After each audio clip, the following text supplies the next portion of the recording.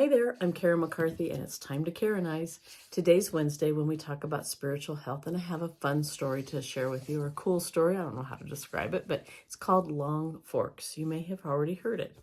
It's about a little boy named Johnny who, as he got older, he started really wondering. He'd heard about heaven and hell and good and bad all of his life, but he was really wondering what is so different about heaven and hell. So he asked his mom one time, and after thinking for a while, she took out a piece of paper, drew a horizontal line across the middle, put in big letters heaven and hell, and drew a picture in each section. And she gave him the picture, and he looked at it for a while and then went, In the heaven picture, there was a huge banquet table with all kinds of people, young, old, in between, sitting around it. They were having a great time. They were laughing, talking, hugging, just having a great time, and they looked really good. They looked well-fed, happy, satisfied. The hell picture had the same banquet table, the same food, the same type of people, but they looked angry and sad and miserable, and they looked like they were starving. And he's like, Mom, I don't get it. Why are the people in hell starving? They've got all the same food that the people in heaven have, but they look like they're starving. She said, well, Johnny, in hell, there's no love and trust, and the people bear grudges.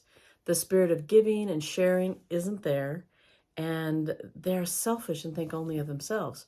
So when they go to pick up the food with those long forks, the fork is so long they can't get it to their mouth, and so they aren't eating. But in heaven, the people they love each other. They have their differences and might make mistakes, but they learn to forgive. They might be selfish a little bit, but they do learn to share.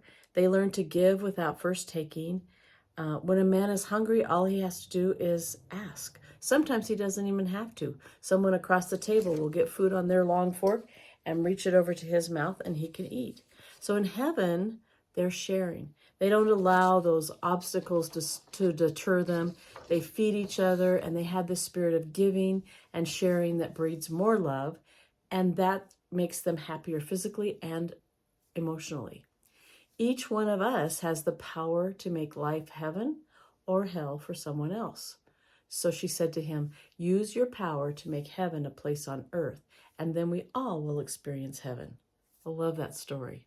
Ecclesiastes 4:9-10 says, 2 are better than 1 because they have a good return for their work. If one falls down, his friend can help him up. But pity the man who falls and has no one to help him up. Help. Emotional support during troubled times, a hand up, all of those are components of friendship. I've heard it said that the hard times are the times when you know who your true friends are, right? A friend of mine a long time ago told me that something was happening to him when he was going through a divorce. He wasn't one to want to burden his friends and with his troubles. So really, although his friends knew of his situation, he really didn't talk to them about it.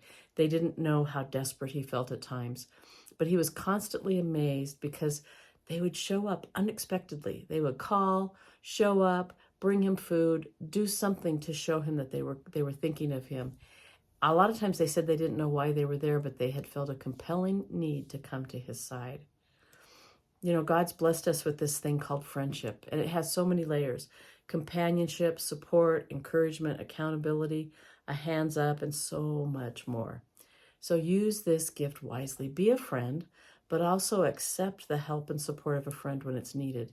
It's too easy to want to do it all alone, but let your friend give you the gift of raising you up in hard times. Don't abuse that gift, but embrace it when needed. Let them use their fork of kindness to feed you when you can't feed yourself. In return, use your fork of kindness to feed another. That, after all, is heaven on earth. Have a great one.